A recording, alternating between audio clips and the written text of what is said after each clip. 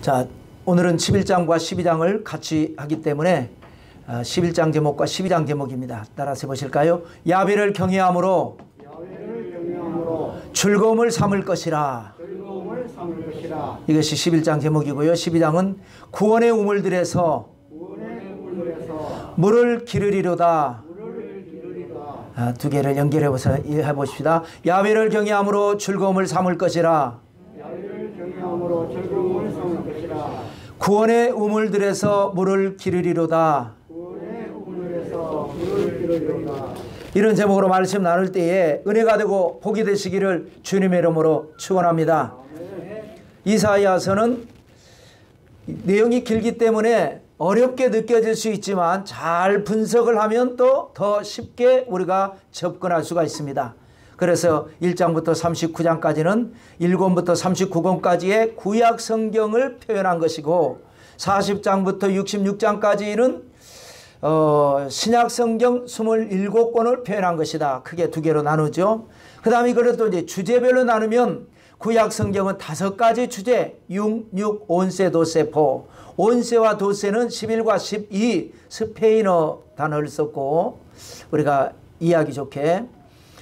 그 다음에 포는 영어 사를 의미하죠. 그래서 6개 장이 바로 하나님의 계시를 받은 내용, 또 다른 6개 장은 아하스 왕 시대에 일어났던 전쟁, 북왕국이 멸망한 전쟁에 대한 이야기가 되겠습니다. 그래서 지난주 10장까지의 내용을 이제 끝으로 오늘 11장과 12장이 두 번째 육의 마지막이 남았는데 이 두 가지 내용을 묶어서 함께 나누려고 합니다. 왜냐하면 내용이 일단은 짧습니다.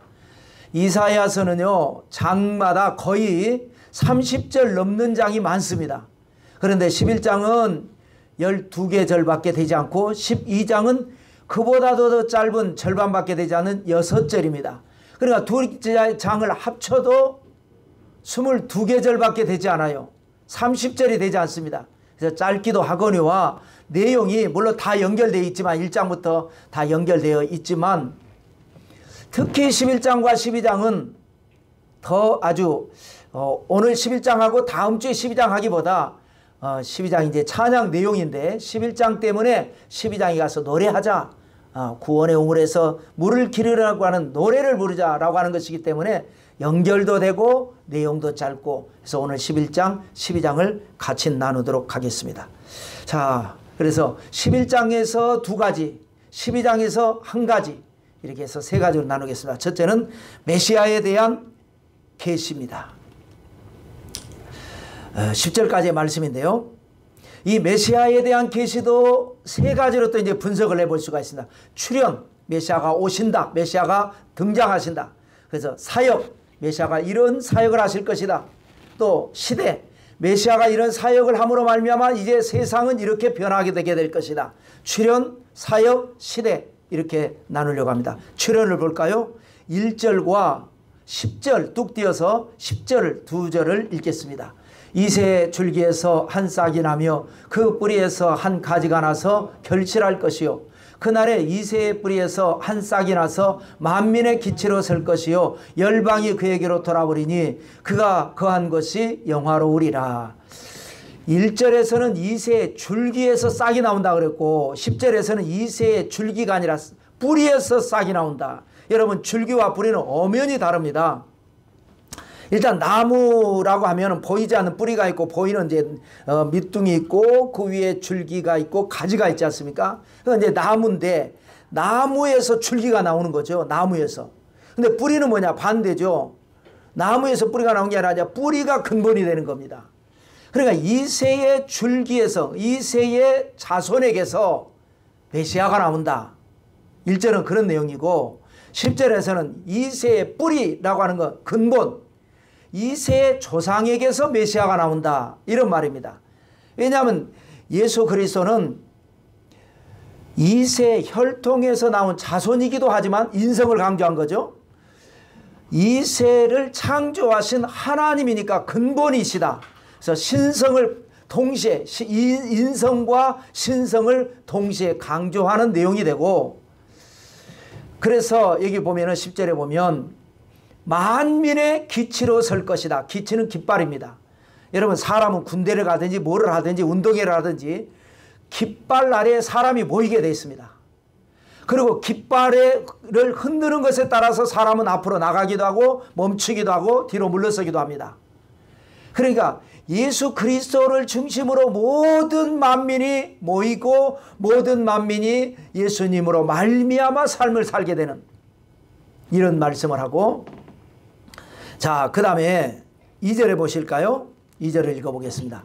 그의 위에 야훼의 영 곧 지혜와 총명의 영이요 모략과 재능의 영이요 지식과 야훼를 경외하는 영이 강림하시리니 그랬습니다. 자, 예수님에게 하나님의 영 성령이 임하셔서 지혜와 총명, 모략과 재능, 지식과 야훼를 경외하는 하나님의 능력이 임하게 될 것이다 라고 하는 말씀입니다. 자, 그러니까 삼위일체가 언제나 나옵니다. 예수님은 하나님이 보내셨습니다. 그런데 그 예수님에게 성령이 임하셔서 메시아로서 이제 사역을 감당합니다. 성부와 성자와 성령 언제나 같이 역사합니다. 자, 예수님에게 성령이 임하셔서 능력이 나타난다. 사실은 하나님이신 예수님에게 무슨 능력을 공급할 필요가 없죠. 자체적인 능력인데. 그런데 왜 그러느냐? 육신을 입으셨잖아요. 우리 인간의 어떤 롤 모델로 사신 것입니다. 보여주시는 겁니다. 그러니까 우리가 예수님을 보면서 아, 예수님이 성령을 받더니 능력이 나타나더라. 우리도 성령을 받으면 능력이 나타나는구나. 이것을 이제 보여주시는 겁니다. 그 사건이 바로 마태복음에 우리가 잘 아는 대로 침례 요한에게 요단강에서 예수님께서 침례를 받으시고 올라오실 때에 성령이 임하신 장면 한번 읽어볼까요? 마태복음 3장 16절 말씀입니다. 읽겠습니다. 예수께서 침례를 받으시고 곧 물에서 올라오실 때 하늘이 열리고 하나님의 성령이 비둘기같이 내려 자기 위에 임하심을 보시더니, 자, 자체적인 능력을 창조하신 예수님이십니다. 그런데 침례를 받고 순종해서 하나님의 말씀으로 물과 성령으로 거듭나니까 성령이 마시고 성령이 임하니까 능력이 나타나더라. 그래서 지혜와 총명, 깨닫는 역사가 일어나는 거예요. 남보다 더 지혜로워지는 겁니다. 모략과 재능, 남이 해내지 못하는 일을 해내는 능력이 어디서 나오느냐? 하나님의 영 성령으로. 다윗이 거기에서 능력을 나타낸 겁니다. 또 야훼를 경외하는 영. 그러니까 신앙생활도요, 인간적인 노력이나 인간적인 마음으로 신앙생활을 하면 믿음이 잘 안 자랍니다. 교회 10년, 20년 다녀도 믿음이 안 자라요. 성령을 받으면요, 깨닫게 되고 믿음의 분량이 자라게 되고 믿음 생활을 잘 하게 되고 마귀를 때려잡는 능력, 기도의 능력, 응답의 능력, 이런 역사가 어디서 나오느냐? 인간의 노력이나 경험으로 나오는 것이 아닙니다. 오직 하나님의 영, 성령으로 말미암아 나오는 것입니다. 그래서 여러분 성령 충만 받으시기를 주님의 이름으로 축원합니다. 그래서 이제 이런 메시아가 등장해서 사역을 하시는데 어떤 사역이냐? 3절과 5절인데 3절 4절까지만 한번 읽어볼까요? 그가 야훼를 경외함으로 즐거움을 삼을 것이며 그의 눈에 보이는 대로 심판하지 아니하며 그의 귀에 들리는 대로 판단하지 아니하며 공의로 가난한 자를 심판하며 정직으로 세상에 겸손한 자를 판단할 것이며 그의 입에 막대기로 세상을 치며 그의 입술의 기운으로 악인을 죽일 것이며. 자, 하나님에 대한 이제 사역과 사람에 대한 사역으로 좀 우리가 구분을 해볼 수 있습니다. 메시아가 오셔서 우리의 모델로 그렇게 하신다 그러지 않습니까? 우리에게 이렇게 하라고. 하나님에 대한 사역은 뭐예요? 예수님이 오셔가지고 야훼를 경외함으로 즐거움을 삼으십니다. 여러분, 여러분의 즐거움은 무엇입니까? 사람마다 즐거움이 각자 따로 있습니다. 그걸 이제 취미 활동이라고 하는데 달라요. 그래서 이제 같은 사람들끼리 모이죠. 그래서 내가 볼 때는 저 사람이 좋아하는 것 나는 안 좋아하는 게 있잖아요. 그러면 이해가 안 됩니다. 예를 들면 낚시 좋아하는 분들에게 죄송한 말이에요. 난 낚시 좋아하는 거 이해가 안 됩니다. 가서 착 잡는다면 저도 하겠는데 어떤 경우 하루 종일 물만 바라보고 있는데 한 마리도 못 잡고 올 때도 있어요. 안 가죠 저는. 차라리 돈 주고 사 먹고 말지. 그런데 이거 좋아하는 분들은 시간만 나면 거기 갑니다. 얼굴이 탈 수밖에 없죠. 밤에는 목이 다 뜯깁니다. 그리고 낚싯대가 있는데 또 삽니다. 어쩔 수 없어요. 골프 좋아하는 사람은요, 골프채 한 채만 있는 사람 별로 없습니다. 안 맞으면요, 새로운 거 사면 또 잘 맞는다고 생각해 갖고 또 사고 또 사고. 좋아하는 사람은요, 또 어떤 경우는 요즘은 배를 사요. 배 타고 멀리 바다에 가서 또 고기 잡는다고. 배까지. 또 요즘 우리 부산은 이 해안가가 아름답지 않습니까?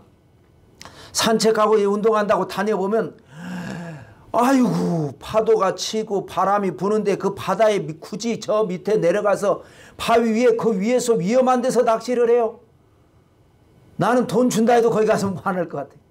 근데 그 사람은 좋으니까 하는 거예요. 이건 나쁜 게 아니에요. 자기는 그게 좋아요. 노름 좋아하는 사람은 밤에 잠을 안 자고 노름합니다. 눈이 빨개 가지고 합니다. 좋은데 어떡합니까? 이성을 좋아하는 사람은요, 맨 그쪽만 밝히고 다닙니다. 여러분은 뭐가 좋습니까? 야훼를 경외함으로 즐거움을 삼는 여러분들 되시기를 주님의 이름으로 축원합니다. 즐거움이 여러 가지가 있죠. 골고루 좋죠. 돈 버는 재미로 사는 것도 있고요. 또 운동도 좋아하는 사람은 운동 좋아하고 보는 것도 좋아하고 하는 것도 좋아하고 애들하고 자녀들하고 같이 여행 가는 거 좋아하는 여행 다닌 사람은 또 여행을 다니고 골고루 좋아하지만 신앙인에게 있어서 최고의 즐거움은 뭐냐? 하나님을 경외하는 것. 이것이 바로 우리 주님께서 우리에게 보여주신 본이고 우리가 추구해야 할 우선순위가 되는 것입니다. 그렇게 되고 난 다음에 뭐냐? 사람에게의 사역은 뭐냐? 눈에 보이는 대로 심판하지 않고 귀에 들리는 대로 판단하지 않는다. 오늘날 인간관계, 사회생활, 세상 문제 모든 것이 왜 문제가 생깁니까? 자기 눈에 보이는 대로 판단하고 자기 귀에 들리는 대로 심판하기 때문에 문제가 되는 겁니다. 내가 분명히 보았지만 내가 본 것이 다가 아닙니다. 내가 들은 것이 절대 진리는 아닙니다. 왜곡될 수 있고 굴절 현상이 있을 수 있고 우리가 하다못해 여러분 젓가락을 유리컵에다가 넣어봐도 분명히 반듯한 젓가락인데 보일 때 굴절로 보이지 않습니까? 내 눈이 다가 아니지 않습니까? 이것이 오늘날 문제인데 주님께서 오셔서 사람들 하나하나를 판단하시고 하실 때에 보는 대로 듣는 대로 하지 아니하시고 뭘로 하느냐? 4절에 보니까 공의로 심판하고 정직으로 판단하신다. 그러니까 문제가 없는 겁니다. 자, 그렇게 해서 주님께서 이제 많은 사역을 하시고 나니까 주님으로 말미암아 세상이 변화되는데 그것이 바로 6절, 7절, 8절을 읽어보겠습니다. 그때에 이리가 어린 양과 함께 살며 표범이 어린 염소와 함께 누우며 송아지와 어린 사자와 살찐 짐승이 함께 있어 어린아이에게 끌리며 암소와 곰이 함께 먹으며 그것들의 새끼가 함께 엎드리며 사자가 소처럼 풀을 먹을 것이며 젖먹는 아이가 독사의 구멍에서 장난하며 젖된 어린아이가 독사의 굴에 손을 넣을 것이라.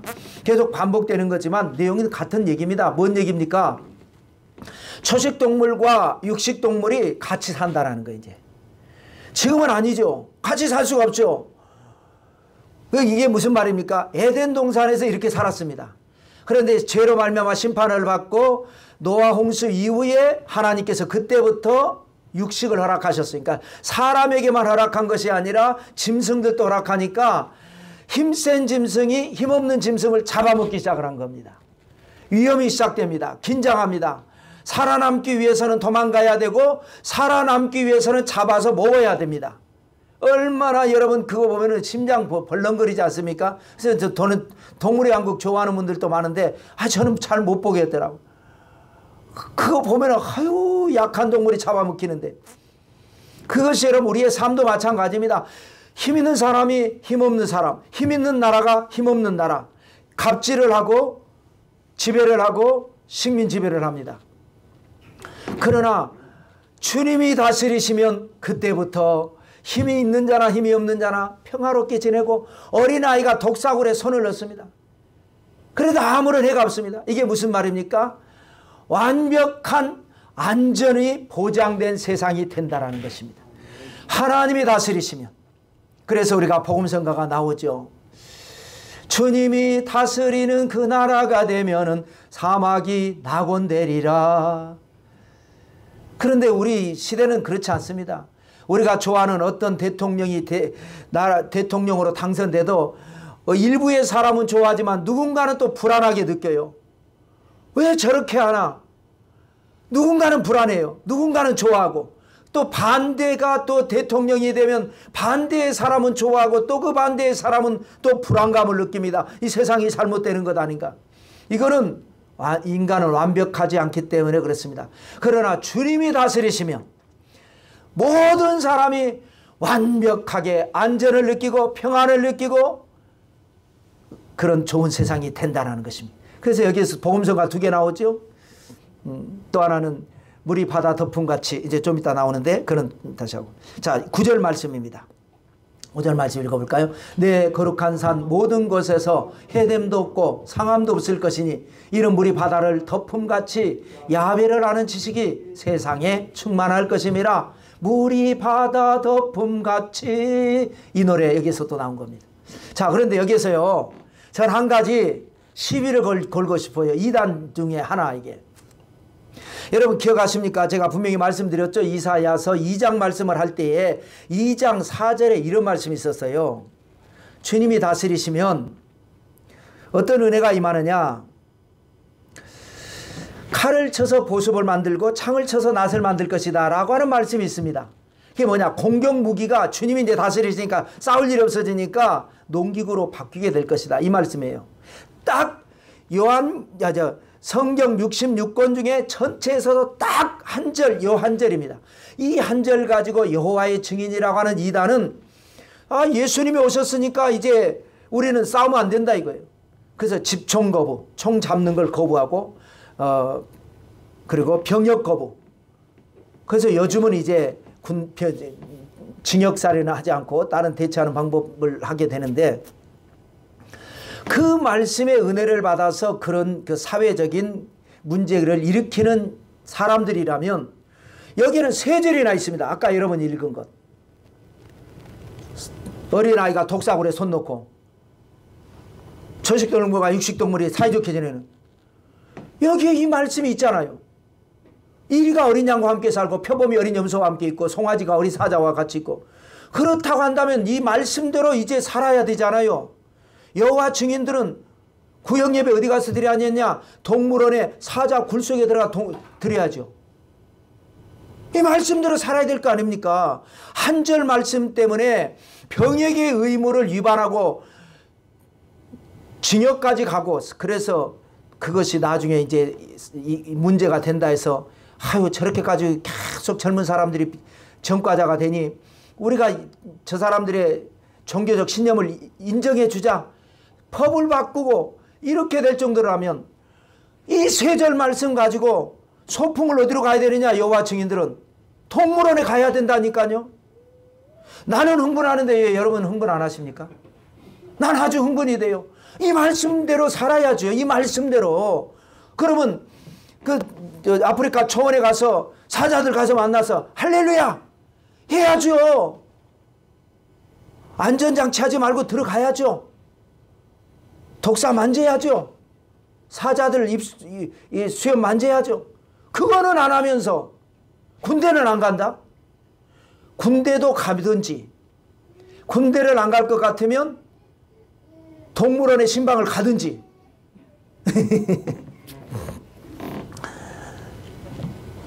이렇게 해서 주님이 등장하시고 주님이 사역하시니까 세상이 이렇게 바뀔 것이다. 이것이 메시아에 대한 계시였고요. 자, 두 번째로는 남왕국에 대한 예언입니다.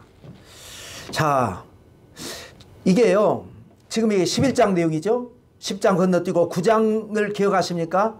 9장에도요 메시아에 대한 예언이 나오고 그 다음에 북왕국에 대한 예언이 나왔습니다. 그리고 그 구절을 보면 같다 이 말입니다. 9장은 메시아에 대한 예언, 북왕국에 대한 예언인데 북왕국은 멸망한다. 다시는 나라가 없다 이거고, 11장은 메시아에 대한 예언이고 북왕국이 아니라 남왕국에 대한 예언인데 남왕국은 재앙을 당하지만 회복할 것이다. 그래서 이 북왕국은 나라가 다시 세워지진 않지만 북왕국의 사람들은 다시 다 돌아옵니다. 남왕국도 70년 만에 포로 돌아올 때 북왕국에서 도망갔던 사람들 하나님이 다 돌아오게 하십니다. 그래서 다시는 나라가 두 개로 분열된 나라가 아니라 단일 왕국으로서 서게 되는 그런 예언이 되는 겁니다. 자, 먼저 남왕국의 회복입니다. 12절의 말씀을 읽겠습니다. 야훼께서 열방을 향하여 기치를 세우시고 이스라엘의 쫓긴 자들을 모으시며 땅 사방에서 유다의 흩어진 자들을 모으시리니. 자, 깃발을 세우시니까 이스라엘의 쫓긴 자들이 돌아옵니다. 북왕국에서 나라가 망하면서 포로된 사람들이죠. 그 사람들 돌아오고, 땅 사방에서 유다의 흩어진 자들을 모으신다. 이건 남왕국의 포로들이 돌아온다라는 겁니다. 그래서 나라가 회복된다라는 얘기고요. 회복이 된들 여러분 변하지 않으면 반복됩니다. 우리는 변화가 되어야 합니다. 그 말씀이 13절입니다. 읽겠습니다. 에브라임의 질투는 없어지고 유다를 괴롭게 하던 자들은 끊어지며 에브라임은 유다를 질투하지 아니하며 유다는 에브라임을 괴롭게 하지 아니할 것이요. 자, 그동안에 에브라임이라는 건 북왕국을 말한다 그랬죠. 유다는 남왕국이고 10지파와 12지파로 분열이 됐었죠. 그러다 보니까 더 강하기는 북왕국이 강한데 정통성은 남왕국에 있잖아요. 그러니까 에브라임은 남왕국에 대해서 질투하고 또 남왕국은 유다를 무시하고 괴롭히고, 그래서 200년 동안 싸워가지고 결국은 두 나라가 다 멸망을 하게 되고, 그러나 하나님의 은혜로 남왕국은 다시 회복되고 남왕국 중심으로 다시 회복된다 이 말씀이기 때문에, 회복돼서 돌아오면 어떻게 변화가 일어나야 되느냐. 이제는 질투가 없어지고 괴롭히지 않고 서로 좋은 관계가 돼야 되는. 여러분, 이것은 하나의 모습만 설명한 겁니다. 이것만 변화돼서 되겠습니까? 우리도 예수님 믿으면 옛사람이 변하여 새사람이 되어야 하는 것입니다. 그것은 우리 힘으로 되는 게 아닙니다. 우리가 믿을 때에 하나님이 역사해 주시는 것입니다. 그래서 우리 아무리 해도요, 저도 솔직히 고백합니다. 각자 자기 성질이 있습니다. 뭐 여러 가지가 있죠. 그 안 고쳐집니다. 그래도 변화가 돼가지고 우리가 이 세상 살면서 노력하고 살고 그 성질대로 사는 것이 아니라 성질이 낮다가도 참고 성질이 부리다가도 회개하고 그러면서 우리가 더불어 살아갈 때에 하나님이 역사를 해 주실 줄로 믿습니다. 성질대로 살면 안 됩니다. 우리는 오직 믿음으로 사는 겁니다. 옛사람을 벗어야 합니다. 질투가 없어지고 괴롭게 하는 것도 없어지는 것. 그럴 때에 영광이 나타납니다. 영광. 14절 말씀입니다. 읽겠습니다. 그들이 서쪽으로 블레셋 사람들의 어깨에 날아 앉고 함께 동방 백성을 노략하며 에돔과 모압의 손을 대며 모압 자손을 자기에게 복종시키리라. 이게 다윗과 솔로몬 시대의 모습입니다. 주변 나라를 다 장악했잖아요. 블레셋 사람의 어깨에 날아 앉는다. 블레셋을 우습게 본다 이거죠. 그 다음에 동방 저 멀리까지 노략하고 주변 나라 에돔, 모압, 암몬 다 복종시키고 이랬었는데, 이 하나님을 버리고 자기들끼리 싸우면서 결국은 멸망했는데 돌아와서 변화되면 하나님께서 옛 영광을 되찾게 하셔서 다스리고 지배하고 정복하는 능력을 주신다. 여러분, 우리는 세상을 다스리고 지배하고 정복하라고 하나님 우리를 창조하셨고 하나님 우리를 부르셨지, 세상의 다스림을 받고 세상에게 눌리고 살으라고 하나님 우리를 하시지 않았습니다. 성령의 능력을 받으셔서 다스리고 지배하고 정복하게 되시기를 주님의 이름으로 축원합니다. 자, 이런 말씀이 스가랴서에도 있었잖아요. 스가랴서와 패턴이 같다 그랬죠. 스가랴서는 짧지만 또 이사야는 길고, 이사야는 나라가 멸망하기 전에 멸망할 것이라고 예언한 선지자고, 멸망한 뒤에 70년 만에 포로에서 돌아와서 나라를 재건하면서 예언한 것이 스가랴인데, 스가랴도 이런 말씀이 있었어요. 한번 읽어볼까요? 스가랴 9장 13절 말씀 읽겠습니다. 내가 유다를 당긴 활로 삼고 에브라임을 끼운 화살로 삼았으니 시온아, 내가 내 자식들을 일으켜 헬라 자식들을 치게 하며 너를 용사의 칼과 같게 하리라. 전에는 유다가 남왕국, 에브라임 북왕국 서로 싸우고 그랬는데, 이제는 돌아와서 당긴 활이 되고 끼운 화살이 돼갖고 아주 그냥 죽이 잘 맞는 거예요. 착착 맞고 협력해가지고 그 강대한 헬라, 물론 이제 알렉산더 대왕이 있을 때는 찍소리 못했지만 알렉산더가 죽고 나라가 사분되면서 그때에는 유다가 힘을 내서 헬라 군대를 물리치고 강하게 된다 라고 하는 말씀이 그대로 이루어진 겁니다. 자, 이렇게 해서 11장이 마치고 12장으로 가면 세 번째입니다. 하나님께 대한 찬양. 딱 6절밖에 되지 않는 하나님 메시아가 오시고 메시아로 말미암아 남왕국이 회복되는 그 찰나에 하나님께 감사하지 않을 수가 없죠. 찬양하지 않을 수가 없죠. 그것이 바로 12장 내용이 됩니다. 6절밖에 되지 않는데요. 앞 전반부는 유대인들의 찬양이고 뒤 후반부는 이방인의 찬양입니다. 좀 더 정확하게 말하면 찬양도 아닙니다. 찬양을 하게 될 것이다 라고 하는 예언입니다. 너희가 회복되고 나면, 메시아로 말미암아 너희 삶의 변화와 기적이 일어나면 너희 속에서 너희도 모르게 자동적으로 하나님을 찬양하게 되고, 너희만 찬양하는 것이 아니라 너희가 이제 이방인들로 하여금 하나님 앞에 돌아오고 하나님 앞에 복을 받고 하나님의 은혜를 받게 그렇게 하게 될 것이다. 그렇게 하라 라고 하는 의미의 찬양이 되겠습니다. 자, 먼저 유대인들이 어떤 찬양을 할까요? 1절 말씀입니다. 읽겠습니다. 그날에 내가 말하기를 야훼여 주께서 전에는 내게 노하셨사오나 이제는 주의 진노가 돌아섰고 또 주께서 나를 아니하시오니 내가 주께 감사하겠나이다 할 것이니라. 그날에 내가 말하기를, 그날에 내 입에서 찬양이 절로 나와서 노래 가사가 나오기를, 뭐라고 노래하느냐? 하나님이 전에는 우리에게 노하셨는데 이제는 주의 진노가 돌아섰고 하나님이 우리에게 안위하십니다. 안위가 뭡니까?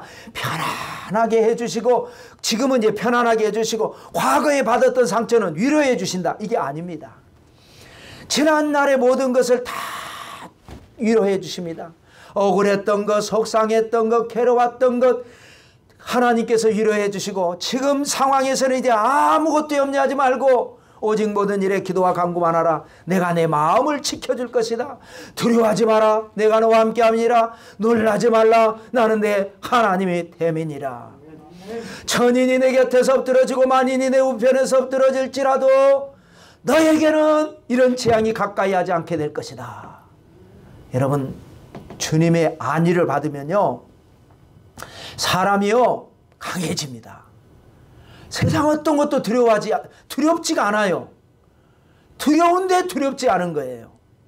두려워하는 건 뭐냐? 하나님의 안위를 느끼지 못하고 있기 때문에 그러는 겁니다. 하나님이 안위해 주시지 않지는 않습니다. 하나님은 약속하셨고 약속을 지키시는 하나님. 그런데 본인이 못 느끼니까 홍해바다 앞에서 백성들은 두려워하고 모세는 당당하게 하나님이 역사하시는구나. 손을 들어 기도하니까 바다가 갈라지고 히브리 민족은 건너고 다시 기도하니까 추격하는 애굽의 군대는 수장되는 역사.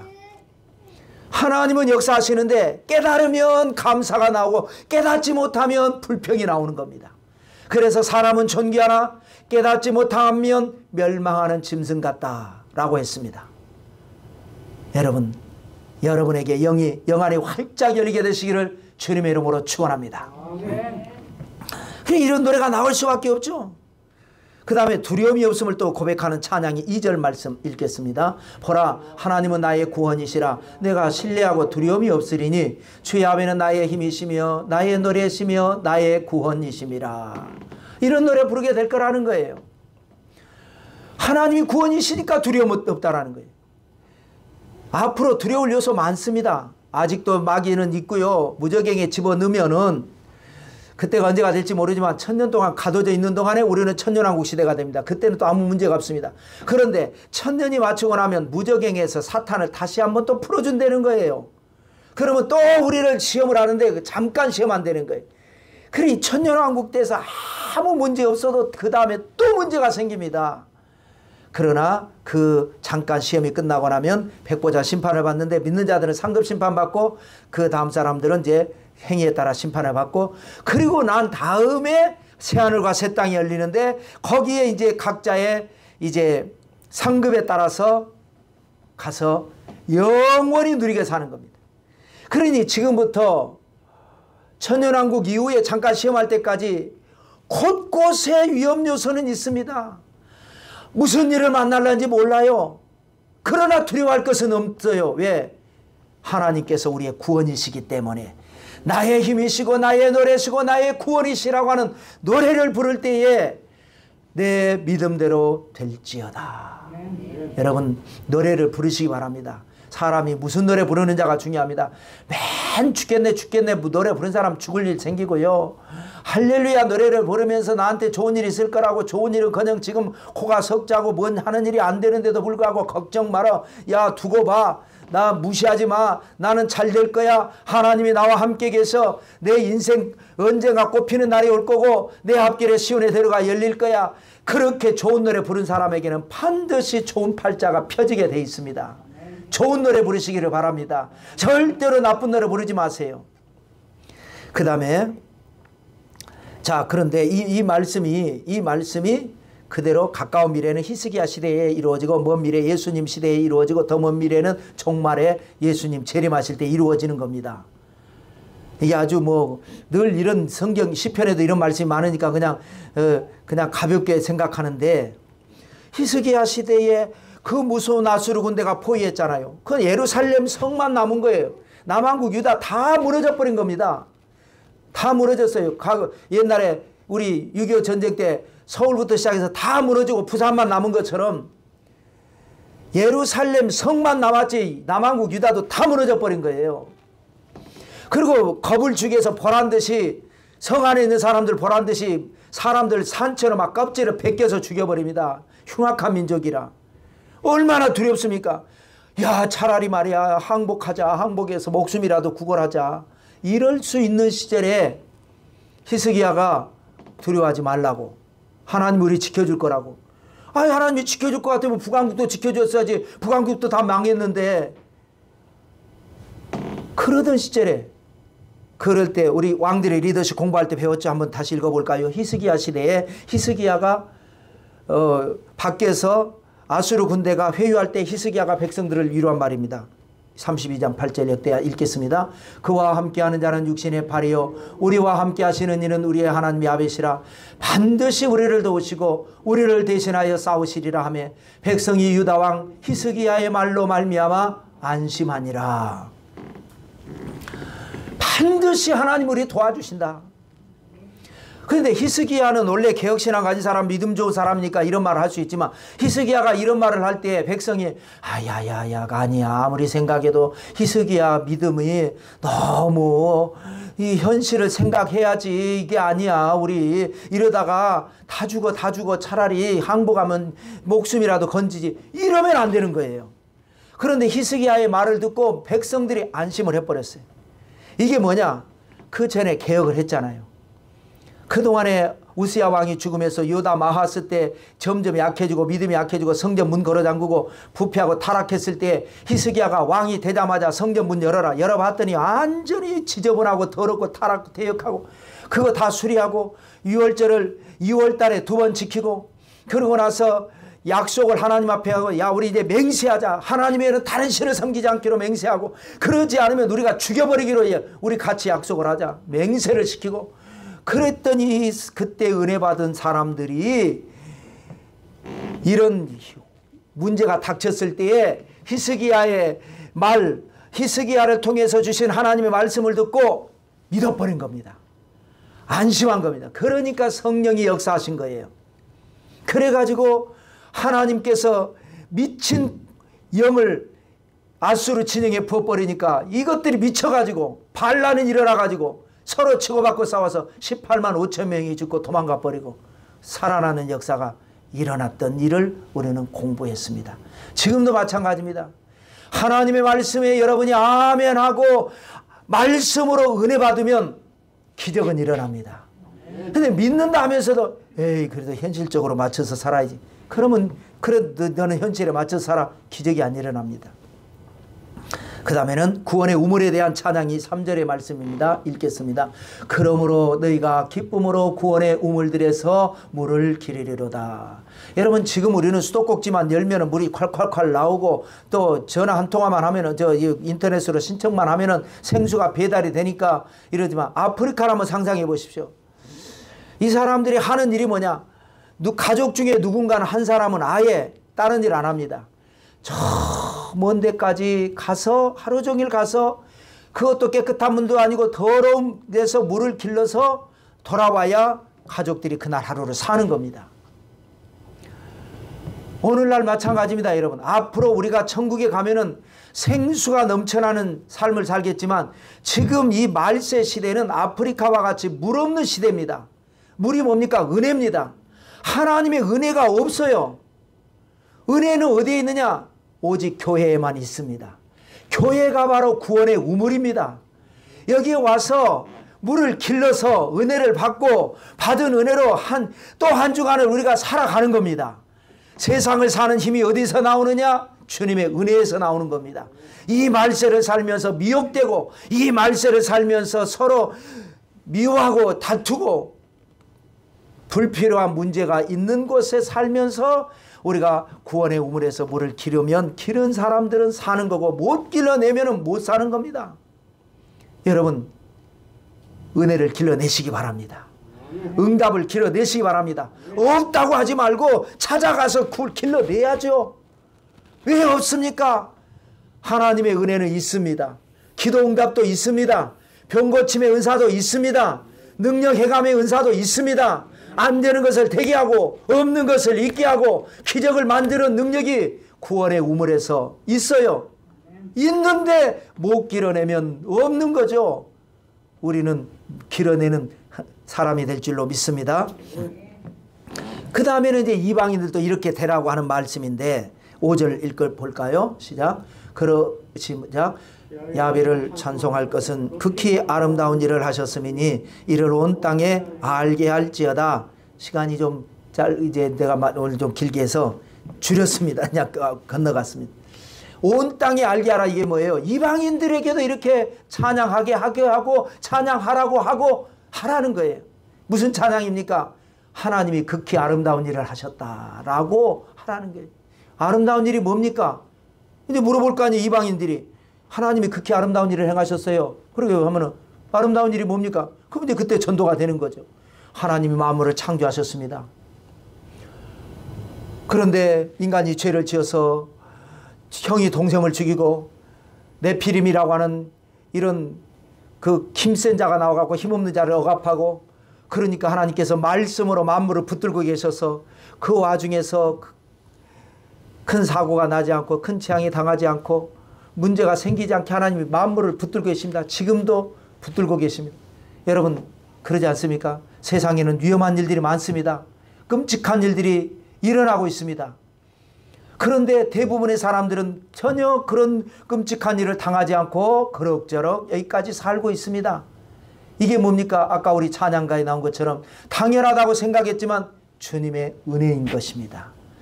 주님께서 지극히 아름다운 일을 지금도 붙들고 계시기 때문에 우리가 큰 화를 당하지 않고 때는 어떤 문제가 닥쳐도 잘 극복하고 여기까지 살고 앞으로도 그런 은혜로 살게 될 것입니다.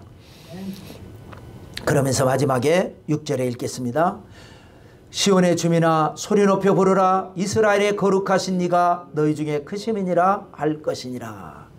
이스라엘의 거룩하신 이는 누굽니까? 선민 이스라엘의 하나님이셨는데 이제는 이방인 너희 주에게도 하나님이시다라고 말을 하라는 거예요.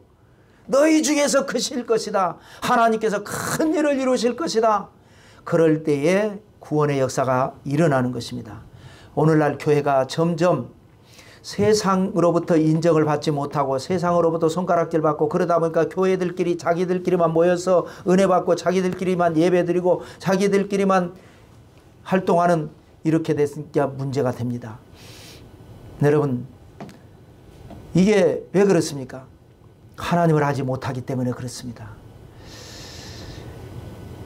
많은 분들이 교회 역사가 신학적 교리 때문에 이단이 발생하고 서로 성경을 이렇게 해석하고 저렇게 해석하고 복잡하다 보니까 성도들에게 성경을 제대로 가르치질 않습니다. 설교를 해도 무슨 이런 스가랴서, 아모스서, 이사야서 이런 말씀 안 합니다. 그냥 오병이어 가지고 설교하고 그 설교를 다음 내년에도 또 합니다. 여러분, 구원받는 데는 성경이 없어도 요한복음 3장 16절 한 절만 가지고 있어도 우리는 구원받는 데 지장이 없습니다. 하나님이 세상을 이처럼 사랑하사 독생자를 주셨으니 저를 믿는 자마다 멸망치 않고 영생을 얻게 하려 하심이라. 이 말씀 한 절만 있어도 다른 성경 다 몰라도 괜찮아요. 구원받는 데는 지장이 없습니다. 그러나 우리가 이 세상에서 빛이 되고 소금의 사명을 감당하고 세상을 변화시키려고 한다면 여러분, 이 말씀 가지고는 안 되죠. 피죽도 제대로 못 먹은 사람이 세상에 나가서 힘 한 번 못 쓰죠. 잘 먹고 튼튼하고 건강하고 운동해서 한 사람이 나가서 천하장사도 되고 홈런도 치고 영향력 있는 사람이 되는 것 아니겠습니까?